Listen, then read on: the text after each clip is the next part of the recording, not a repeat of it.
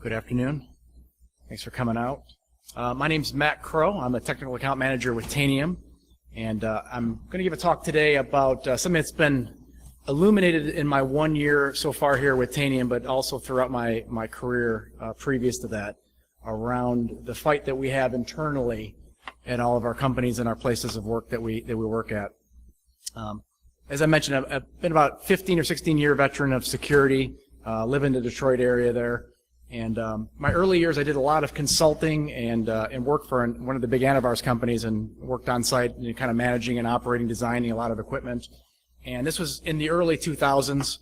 And so I don't know, those of you who are sort of near my age, which is in the early 40s and a little bit younger, may have recognized some of these wonderful pictures from your past when incident response was really loud, widespread, noisy. They didn't do damage. Some of them did do damage. They certainly weren't out for theft.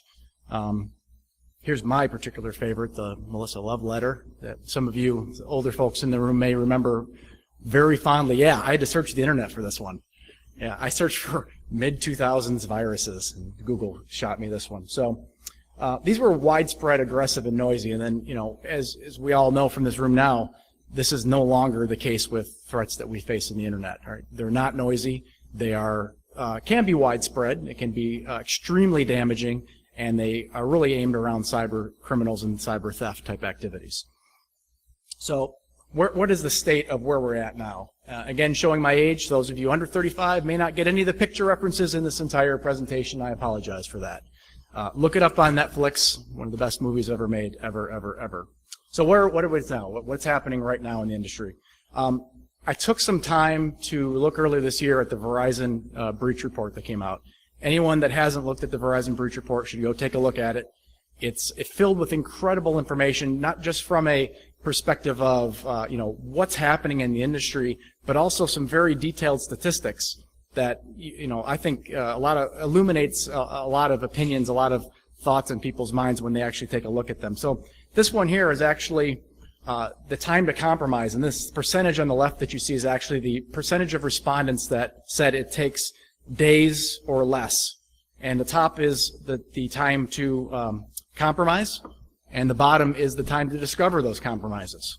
So as anyone can see here, the slope of the top line, don't have to work back to your math degree to figure out that the compromises are getting faster, and we're actually getting better, which is great. I couldn't probably say that 4, 5, 6 years ago as the cyber criminals really ramped up and we got aware now that we were being under siege and attacked day to day. But we're not good enough. They're getting faster than we're getting faster, right? And this is a dangerous trend that we really need to think about and worry about in terms of the security of our data, healthcare data, credit card data, right? But also now as we move into IoT, a lot of the actual health and safety of the human beings working around some of those devices. The compromisers took minutes to compromise in most cases, but it really took minutes to days. And I guess the bottom line here is the worrying statistic that we see. So we know that compromises are as quick as a script can run or a malware, piece of malware, a fish can get through your email systems. But it's the bottom line that's the one that's concerning to me, because I believe in the past that this graph was shifted farther to the right. Even if they could get in quickly, the time it takes for them to find your data, locate their data, pivot around your environment, get the data in a spot or a position that they can get it out of your environment, and then actually get it out of the environment, which is tough, right? The exfiltration was much larger. So now I think we're seeing an interesting gap there between the minutes and the days, right? It either is very easy for them to get out, or it takes a little bit of time for them to get out. But I firmly believe that if we look at the data breach next year report and we see this information, we'll see that graph, the bar chart on the bottom, slide to the left. Again, more concerning. The attackers are getting better, and it hasn't seemed to be any cessation in what they're doing. How do these things get into our environment? Again, the breach report helps us figure it out. What other way does anyone in the world have to get into your environment? Well, everyone's got an email address, and yeah, we do a lot of filtering now, and there's a lot of advanced technologies on email, which is good. But again, all you need to do is send a link. Links are easy to make. We'll talk about that in a little bit later, a little bit more detail later. As well as either send a link or, take a watering hole attack. Get your victim to go to a website. If you get them to the website, well, you can do pretty much anything you want there. And we'll again see why that's the case in a couple seconds. So as I was putting together this slide, this top graph, this chronograph that we have at the top there is the number of flash vulnerabilities, or sorry, flash compromises and the age of those vulnerabilities seen in malware. So malware using flash vulnerabilities, and that's the age and years of the vulnerabilities in flash that were seen in the wild. And I want everyone, again, this is probably, I'm dealing with people of my generation, I want in your head to think of the Flash Gordon movie, Flash, right? You know, those numbers are past 2 years for many of these vulnerabilities. But, you know, attackers will continue to use vulnerabilities that work. In my daily role at Tanium, we go into a lot of customers and we were able to do some hygiene sort of visibility assessments with customers, and we see the number of missing flash patches that are you know, available for any attacker in the world to just go ahead and nail that particular machine. And we know flash is vulnerable. We see all the RCEs come out for flash every month or every couple of months. They're trying to get better, but it's a very vulnerable piece of application, and it's not the only one. So we need visibility across that. Bottom left that you see here, the 99.9, it's actually, there's another 9 in there. The exploited vulnerabilities were compromised more than a year after the CVE was published. This should be no surprise for you, for those of you who are dealing with mass malware that's using exploits to get around your environment once they get in, that you're still seeing things like Conficker roam around your environment. Yeah, so some people's heads just exploded, right? Yes, we still see Conficker running around in people's environments. Yes, I apologize. I'm sorry. I did not write Conficker, but the individual responsible will be punished. The FBI, this is a new stat. Actually, as I was compiling this, this came out just a couple weeks ago. The FBI actually just recently said in a statement, no 0 days were used in any high-profile breaches over the last 24 months. In fact, whenever they've been called in to investigate with a company, what they found was poor cyber hygiene. Poor cyber hygiene was responsible. You ask the company for a network map or some information about their environment, and they're unable to be able to provide that information even when the FBI is asking, right? And this is an FBI quote. Again, this is like, I think, 2 or 3 weeks ago. So I think the problem is illuminated. Looking at all these malware exploits, you know, this comes as no surprise to anyone that's in an IR sort of business in the room here today. Hashes are volatile. Hashes don't stick around. So this is a graph of the number of hashes and the number of days after the initial time from which they were seen. And almost, this is not even a long tail. This is a trickle that, you know, doesn't reach the ocean, right? So hashes are used once. Malware writers have gotten very good at their script kiddie like packers to go ahead and make new hashes every single day. Yet, all right, now brace for it here. Again, those of you who have not seen this particular movie I'm referencing, why do we still use hashes as the most leading indicator that we want to look for in the environment? And bonus drink, I'll buy a free drink to anyone who can give me the line that goes along with this. Some people are over 35. Yes. Yes, thank you. Yes. I didn't want on video me to be saying the S word. My employer would not like that. Anyway, why do we continue to think that these are still good indicators, right? And trust me, they are an indicator. They're an indicator of something, right? But they're almost always so fragile that if you scan for them once and you don't see them, don't scan for them again, right? And I know that a lot of people use hashes in their daily work, and it's great, and continue to use them. It's fine. Let's just not rely on them so much. I guess is what I'm saying here. So. I know I'm mixing my references here, but I had to put this in because I thought this was pretty cool. This is what we think we're up against, right? I shouldn't say most. I don't want to be that way. A lot of organizations worry about the Star Wars attacker. They worry about alien technology coming down from another planet with a 0 day that's referencing Stuxnet and PLC data, and they're going to get you via some amazingly targeted attack that involves like 007 and some spy, poison, right? Again, wait for it. Here's what we're really up against. Literally, this is pretty much what we're up against, right? We're up against a password of 12345, right? And I know all of you are probably pretty irritated. We're all security professionals in some way or another, right? And it's been so many years. What are we doing here, right? And there's been other talks like this. I've attended them. I've been a lot of different conferences, and I think first time here at GrrCON, by the way, this is awesome. I love the vibe here, and I will be back next year. So let's turn towards what we can do about that, right? Security today is broken. We see a lot of detections. So there's a lot of tools that we see people using, And there's a lot of things that come out of those tools. A lot of times you'll see, if you go into customer environments like me, you see tools get put into the environment, the logs spool off the disk, and all you're doing is creating transistor heat in a data center. Right? No one's ever looking at them, not even automated, not even manual. It's tough to hunt and look at scale, and these are just general problems, right?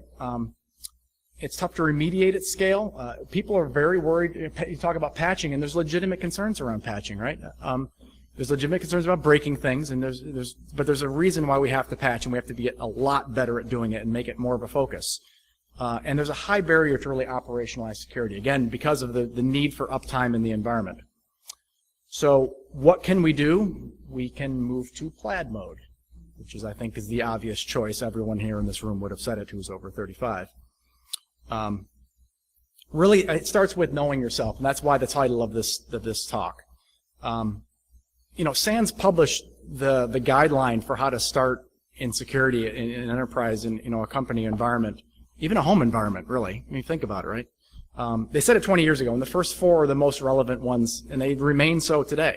And I think there's a lot of misguided focus on other things if a company doesn't even have some of these other areas covered. The first one is inventory of authorized and unauthorized assets. Know what you have. Even what you don't have a management agent on today, know what you have. Go make an attempt to go figure out what you have. Find those devices and bring them into your management scheme, or if they can't be brought in, segment them, secure them, manage them separately, right? Know what's installed on these assets. Again, once you've got them into your management scheme, once you've found them, again, in my work, we find anywhere between 5 and 20% of assets that we can discover are not known to the company's general IT asset and CMDB systems, right? We find those for them. Know what's installed. So once you get them managed, you got to know what's on them. And so without being able to have visibility into that, you're chasing a tail, right? You're chasing something that you're never going to find. Find out what your good secure default configuration is for those assets, and come up with something that you can push out and roll out as a baseline across the board. There's no need for you to boil the ocean there. As we've seen with a lot of these attacks, there's very simple solutions to breaking most of the attackers' attempts to get into your system. Interrupt that kill chain with some very simple configurations. And there's some things that have been out there for a long time that I think companies are just underusing in terms of like base OS configurations that would help. Again, it does take work. I'm not trying to downplay that. It's hard, but the focus is for companies should be around doing some of those hard things more efficiently, better, and as a standard process. And lastly, you have to continually update your vulnerability assessment and management framework. New things happen inside of company environments all the time. You're never going to have a static company environment. You're never going to have a static environment on the network, on the endpoints, wherever you're doing. The employees are always going to bring in those cool new toys they got for Christmas and decide that the wireless network is what they're going to do. Come up with ways to find out where those devices are on your network and to effectively manage and control them if you can. How many companies can really say that they've got these 4 things covered? Again, there's a lot of great tools out there that are above and beyond this, and my company sells some of those things as well, but we also help with that base. But if you don't have these things covered, I think you're missing out a point to start at the base level of security rather than worry about some of these Star Wars attacker threats that are coming out. Why? I love this. Sir, it seems to be jammed. This was such a dumb movie. That was such great comedy. So shadow IT, maintenance Windows, why has this been so hard? I mean, there's a million reasons. I love those pesky users, that are trying to do their job, right? And many times shadow IT and pesky users go hand in hand, and users got to get the job done, right? Your job as a security professional is to help, get those users into a secure configuration as fast as possible, or make sure your company's processes for the standard configuration work efficiently so that they don't have to do shadow IT. Shadow IT comes about because people can't go through and don't want to go through the laborious bureaucracy of the standard IT organization to get things done. And their job is just to get things done, right? They're trying to make widgets, they're trying to make planes, they're trying to make other things, right? They just want to get things done. After you've done these things, what you want to do is you want to shift the balance over to the attacker. Put the onus on the attacker. We've heard, the Michigan and Canadian hockey reference, right? Security is being a goalie with 10,000 attackers. Right, that's true. They only need to get through once, and then your job is hard. You really want to force the adversary, though, to work as hard as possible. Talking about those base security concerns will make the adversary work harder to get in your environment. so that they have to do things that maybe make noise on the network, right? And those noises that you can see either through threat of indicator type scanning or from hunting at scale, or from, perhaps even your prevention solution will flag, a utility that they used in desperation to try to do something like escalate their privileges and rights. That has to be a continuous process. It really can't be something that you do and then you do it quarterly, right? It's not that. And even I hear a lot of smaller companies as well say, well, no one wants to attack us. No, they don't really want to attack you. But guess what? Their malware got through to your environment and they're going to now take advantage of it. And it's either disruption to your environment, your business use, or it's actually they're going to go find in an automated way the things that are in your environment that they can steal, such as your health data, such as some of your, if you have any PCI data, credit card data, right? They're going to get you small or big. And actually, we saw some data published a number of years ago that's showing that actually nonprofits and smaller companies were more frequently targeted actually than bigger companies, mostly owing to the fact that there's more of them than bigger companies. Some of the security basics, and I'm going to start with the second one, two-factor.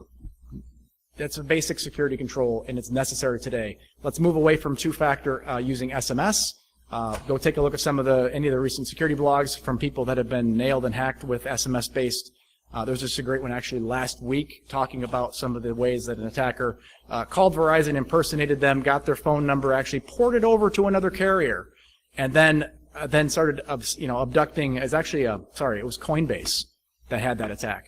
Bitcoin marketplace that you could go to and buy and sell Bitcoin exchange. And they actually ported over his number to another provider. So they actually thought they had the breach fixed, or the attempt at the breach fixed the day before, but the porting of a phone number takes overnight in that case. And so the next day, it happened all over again, and this time they were able to get in and do no damage, but they were actually able to make some progress via that. So two-factor, use push-based technology, or OTP, which is also very secure. Just a basic security control that I see a lot of companies focusing on a lot of very advanced type of techniques for attack, defenses, and they don't have two-factor authentication. It's really surprising. We talked about patching, segmentation, bash and host, do all the basic things. Intel gathering. So your internal environment is the best place for threat intelligence that you could possibly ask for, right? So make processes within your environment. You may have an IT security team, you have an IT operations team under there that's working with some of these teams. They see a lot of the threats, and yeah, a lot of them are based on antivirus, right? But not all of your hosts have antivirus, right? We're going back to that standard across the board. Have them bring some of that threat intelligence that they see internally in, and ask them more than just the hash or the file name or whatever. Ask them what the thing was doing, or have them give you a sample if you have a team that's able to safely decode that without loosing a dragon inside your own environment, right? Seen that happen a couple times. Most relevant threat data comes from inside your environment. If you have a malware sandbox, hook that up to whatever you can use to scan your environment for IOCs. Your industry peers are the next best friends. So especially as your enterprise grows larger and you're part of an industry, find your friends in that industry. You'll find, I think, that most security people, maybe the lawyers get involved, but you can have some conversations with your security peers at other companies, and that's okay. You're facing the same threats that they are. It's not a competitive advantage necessarily, in your product line for you both to be able to share some threat intel data, and most places are starting to come to that realization. And lastly, go look at an external threat feed. There's a lot of excellent feeds out there that you can use. Combine that with the tool and utility internally that you can allow to actually scan your environment and utilize that threat feed data. All the better, right? So let's talk about threat feed data here just for a couple seconds. The data that you get from threat feeds is maybe useful information, right? But unless you can actually turn it into actionable intelligence, it's really devalued into your company. And what I mean by actionable intelligence, it means taking that data that you find in that threat feed, or that, again, internally generated threat intelligence, and then moving that into actually figuring out what's in your environment, do the analysis on it, understand what the attackers are doing with that particular threat, and try to be actionable about that data. Data without analysis is nothing, right? It's useful, it's in terms of your mental understanding maybe, but it doesn't actually translate into actionable intelligence that you can take to your environment to go find out whether those things are actually existing within your environment or not. So really, during the incident response process, you really want to reduce the exposure window, you want to limit the scope, and you want to cut that kill chain as quickly as possible. You've all heard that kind of stuff, right? I think the piece of that that's missing is really the closed loop cycle of using lessons learned during those cycles to go push that data and intelligence back into the other aspects of your environment and relearn and bring that back into the initial phase, right? If you look at that circle that I painted on the screen earlier, that really IR lifecycle is a lifecycle with a continuous improvement loop. That means that, find an actionable piece of information that says that you're missing patches throughout your environment, or a specific patch that an attacker is using. You got to make sure that gets fed back into, whether it be your security team, your operations team, or whatever team, to make sure that that's remediated and closed, right? Use the attacker's behaviors, their procedures, right, to then loop back and use that to generate your own threat intelligence based on your previous knowledge of the threat techniques. And again, this is going past, I'm going to go to the next slide here, this is going past hash values and IP addresses and domain names, right? This is the stuff there, it's bulk scanning, and it's great to do if you have the ability to do it without any sort of impact to your environment. But the more you can move up this pyramid, this is David Bianco, who's a security researcher, and this is one of my favorite. My colleague gave me this slide, and I loved it. I just had to show it. Right? You move up that pyramid of pain, the higher you go up that pyramid of pain, the better results you're going to get, the more effective threat intelligence translation that you're going to get. And you're going to be able to root out attacks that your antivirus or next-gen antivirus or your fancy space, Star Wars, Spaceballs, lasers is going to miss, right? And there's always going to be some things that get through every prevention technology that you see out there. You're going to be prepared to make sure that you see it, and you see it quickly because you've seen other attacks. Once they get in, the way that they get in is going to change. What they do once they get in tends to be the same, right? So, and as you look up that pyramid of pain, it's the what they tend to do rather than what they use to do it. That's all I have. I'm interested if there's any thoughts and comments or any questions that anyone has.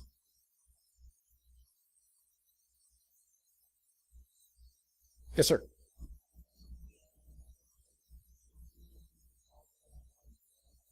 I do not. So my employer does not have that in its space. We help you understand what your network looks like and what your endpoints look like, but I'm not a consultant in that space. So I've worked, in my previous role, I worked for one of the large antivirus companies, and so I did some on-site consulting with an automotive customer in Detroit, where we went down the path of understanding what that does, how that helps. So I know some things about it, but I don't do it myself. Yeah. This entire talk was, it's easy to say that it's hard to do. But that's the thing, like, we have to focus on the hard to do. Because guess what? The easy things, it's not working. Is it? We see breaches every day. We see credit cards being stolen every day, health data being stolen every day. And now we're moving into that really weird area where we're starting to see the integration and symbiosis of IoT, of movable things, of machinery in the world, and data. And that's frightening. I come from a land of working on PLCs and IoT-type devices in car plants. And to think that a machine could be controlled remotely, a welding robot, and swing around and hit its operator, it's pretty scary.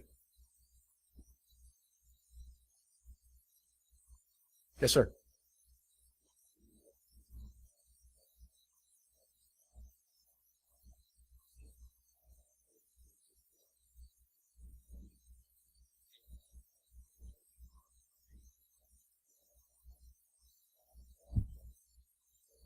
Sure. Yeah, the question was taking the lessons learned that you learned. Would that be something like updating the plan that you have, your incident response plan, or any any other type of document you have? It can be.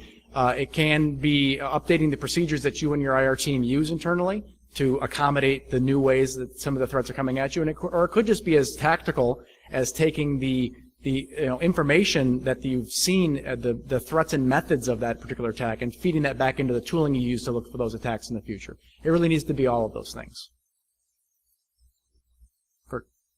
Thank you for your time.